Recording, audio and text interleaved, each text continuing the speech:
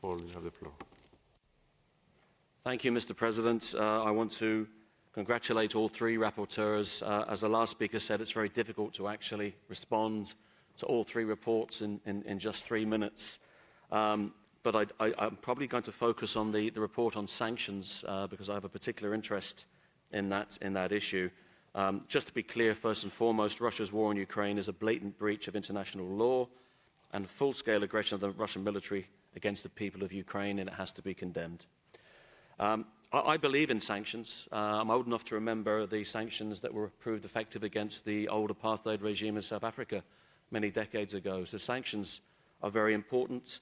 The European Union enters its 14th round of sanctions at this stage. And yet we know, and other speakers have highlighted already, that there are, and the report highlights the gaps and loopholes, very significant gaps and loopholes. And I suppose I'll start with my own country, and our government has been very supportive of the Ukrainian people. But the Irish Financial Services Centre is awash with billions of Russian money belonging to oligarchs. And indeed, the head of the Money Laundering Association in the Department of Finance has conceded that the laws we have are simply not effective. Not effective, so that money is still washing around, still going to the oligarchs. So we certainly need to really address this issue. As Mr. Goncharenko said, there are huge gaps, and I mean, again, I could mention any country, but I suppose the one, and it's not particularly picking on Germany, but it is extraordinary to see how many German firms are still active in Russia. 63 German firms, including Siemens, Bayer, and Stork.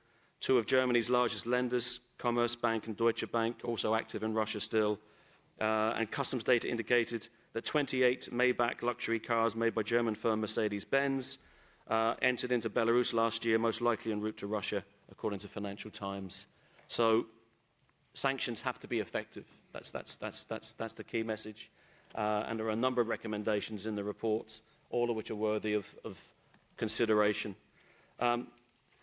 The view of the United European Left is that we must continue to support any and all actions against perpetrators of war crimes, regardless of who they are, by imposing sanctions and using the multilateral institutions such as the International Criminal Court and the International Court of Justice as mechanisms to hold aggressors to account. But here I have to come to the elephant in the room. And the elephant is this. We support sanctions 100% against Russia. But why is there no conversation about sanctions against Israel? 35,000 human beings have now been slaughtered, 75% of whom are women and children. We undermine the credibility of this institution while we continue to refuse to talk about the necessity of sanctions against the genocide that is ongoing against the Palestinian people. We need to address that issue.